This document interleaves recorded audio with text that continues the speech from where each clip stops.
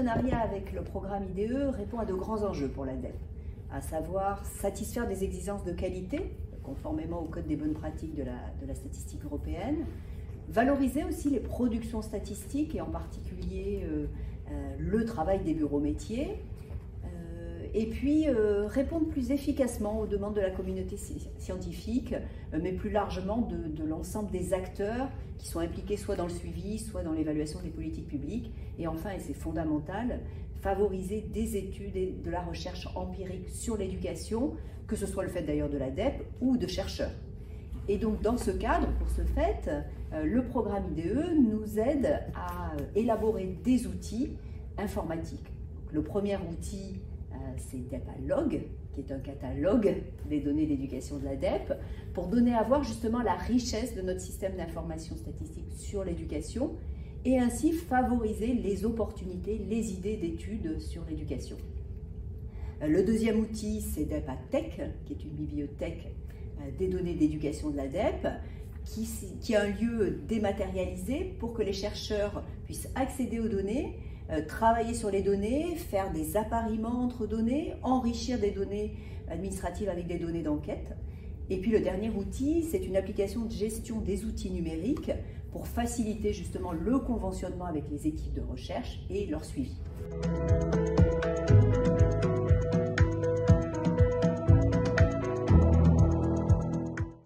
Mais le programme IDE, c'était une opportunité formidable pour mieux structurer, pour mieux documenter notre système d'information statistique qui a connu ces dernières années une montée en puissance assez forte, que ce soit en termes de qualité d'ailleurs, que de thématique. Je pense en particulier à tout l'investissement de mes équipes pour mieux connaître les parcours, que ce soit des élèves ou des personnels, pour mettre en place des évaluations exhaustives des compétences des élèves ou pour proposer des enquêtes sur le climat scolaire, le bien-être et les pratiques des personnels.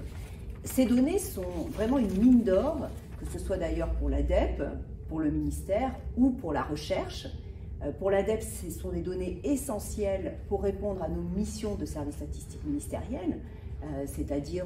éclairer le débat public sur l'éducation, aider au pilotage, à l'élaboration de politiques publiques, les suivre, les évaluer, donc grâce à des statistiques documentées, des statistiques de qualité, des statistiques comparables dans le temps, dans l'espace, et au-delà d'ailleurs des statistiques, nous produisons par exemple récemment des études qui permettent de rendre compte des disparités sur les trajectoires scolaires des élèves, de repérer, de comprendre comment elles se fabriquent et puis peut-être de repérer justement des leviers pour essayer de lutter contre ou pour essayer d'atténuer ces disparités. Voilà. Mais bien sûr, si l'ADEPE fait beaucoup d'études, et vous le savez, il est fondamental que l'ADEPE puisse s'appuyer sur un partenariat avec des équipes de recherche pour encore produire plus de connaissances sur le système éducatif. Et donc le développement des données statistiques dont je parlais tout à l'heure, en favorisant beaucoup plus d'études empiriques sur les données, s'est traduit récemment par une augmentation, voire une complexification des demandes d'accès aux données qui sont adressées à l'ADEPE. Alors complexification parce que c'est vrai qu'au-delà de l'accès aux données, ce que nous proposons aux chercheurs, c'est de pouvoir enrichir leurs données d'enquête par des données administratives et réciproquement. Voilà. Alors cet accès aux données, à des données documentées d'éducation, c'est fondamental si on veut réduire les coûts de la recherche en éducation, qui reposaient habituellement sur des collectes en milieu scolaire, et puis ça permettra aussi d'obtenir des résultats beaucoup plus rapides. Et donc dans ce cadre, grâce aux moyens justement humains et financiers apportés par le projet IDE, nous disposons des ressources à l'ADEPE pour bâtir cette infrastructure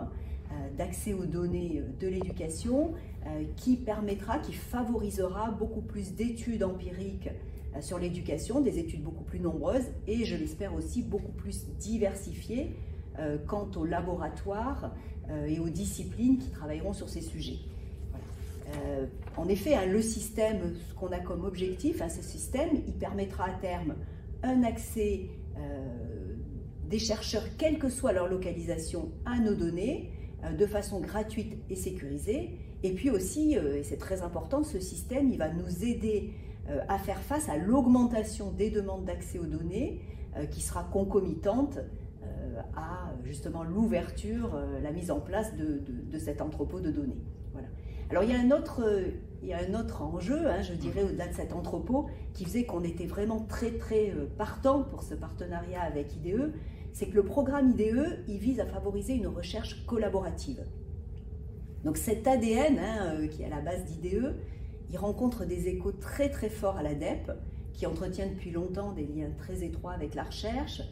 et en particulier avec les institutions partenaires d'IDE, dont le porteur de projet. Nous accueillons à l'ADEPE des doctorants, nous collaborons avec des équipes de recherche dans le cadre des évaluations de politique publique que nous menons. Je pense au CP, à la réduction de la taille des classes en éducation prioritaire,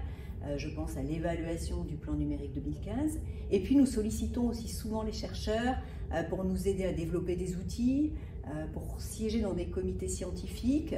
pour produire des articles ou expertiser des articles dans le cas de la revue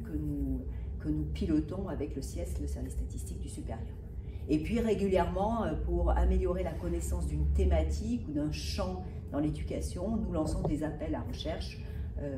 ou à contribution. Voilà. Et donc, je dirais qu'avec IDE, nous développons, avec des partenaires de confiance, un système qui va autant nous apporter à l'ADEPE qu'il apportera au monde de la recherche. D'une part, avec cet entrepôt de données qui permettra un accès sécurisé et gratuit aux chercheurs pour développer encore plus d'études sur l'éducation, mais aussi en renforçant les échanges vertueux, permettant à l'ADEPE, en organisation apprenante, de se nourrir des résultats de la recherche, et à la recherche de bénéficier de l'expertise terrain et statistique de l'ADEPE.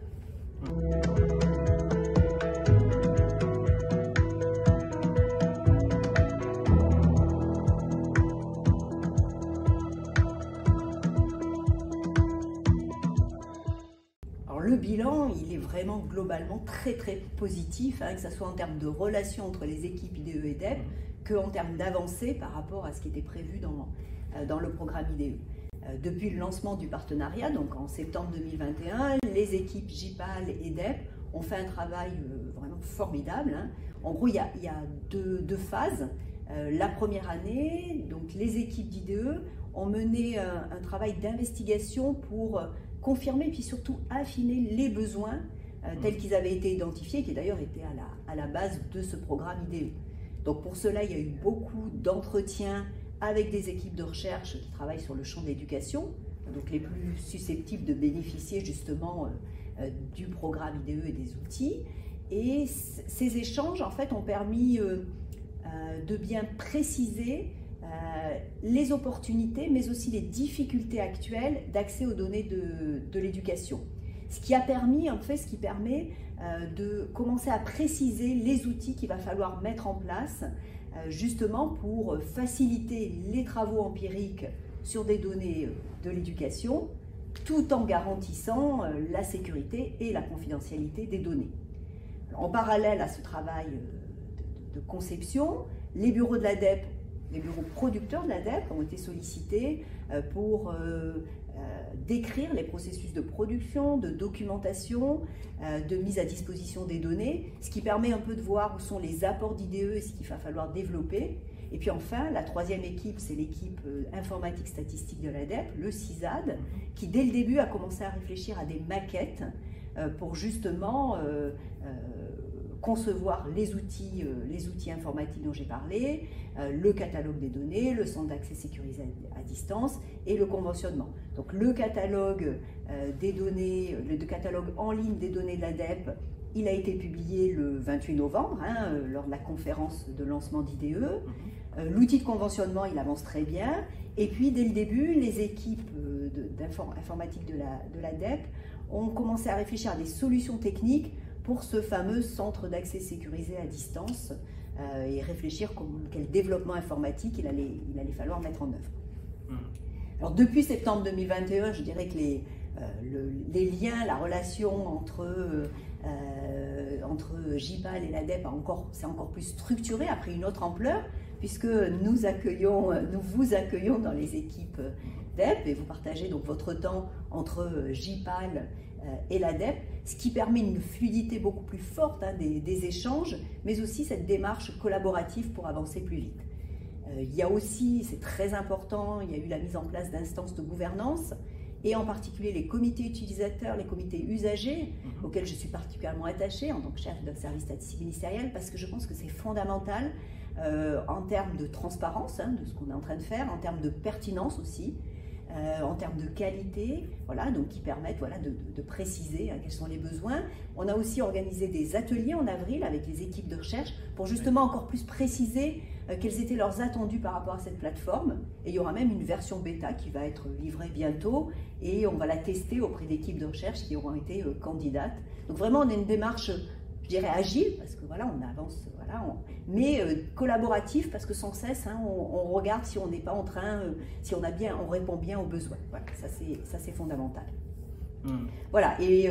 je dirais que actuellement, vu la montée en puissance qu'on a, enfin l'augmentation très forte de demande d'accès à nos données, mais aussi on le voit bien, vu les débats actuels dans la société de besoins d'études et de recherche en éducation, eh bien c'est vraiment une chance que nous ayons pu avoir ce partenariat avec IDEO.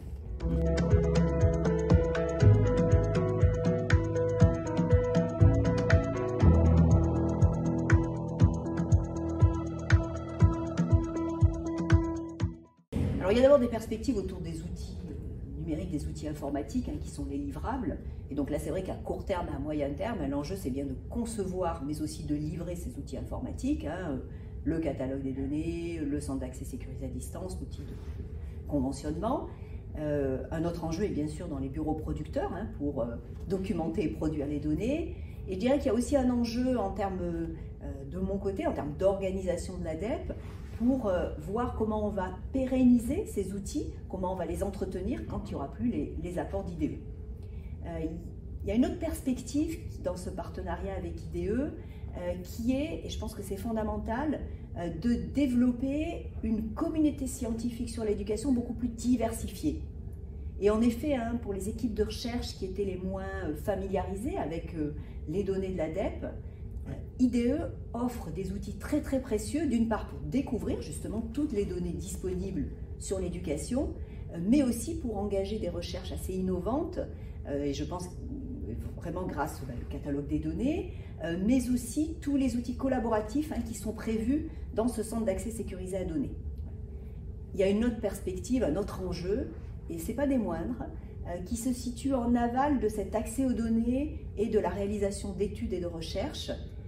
En effet, la production et l'accumulation de connaissances scientifiques sur l'éducation pour éclairer la décision publique ou pour éclairer les pratiques éducatives soulèvent des enjeux en termes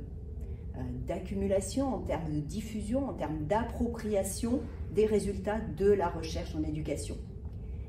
Pour les acteurs qui sont les plus concernés, donc les décideurs, les cadres, que ce soit en administration centrale ou en académie, les professionnels de terrain, il est vraiment fondamental qu'ils sachent qu'il existe des résultats, de savoir où les trouver et comment s'en servir. Donc on voit bien que ça pose des enjeux en termes de communication, mais aussi d'accompagnement et de formation aux démarches évaluatives. Et là, sur ces sujets-là, je pense que IDE est vraiment un partenaire idéal, un partenaire précieux pour diffuser les résultats de la recherche et contribuer ainsi à un débat public sur l'éducation de qualité.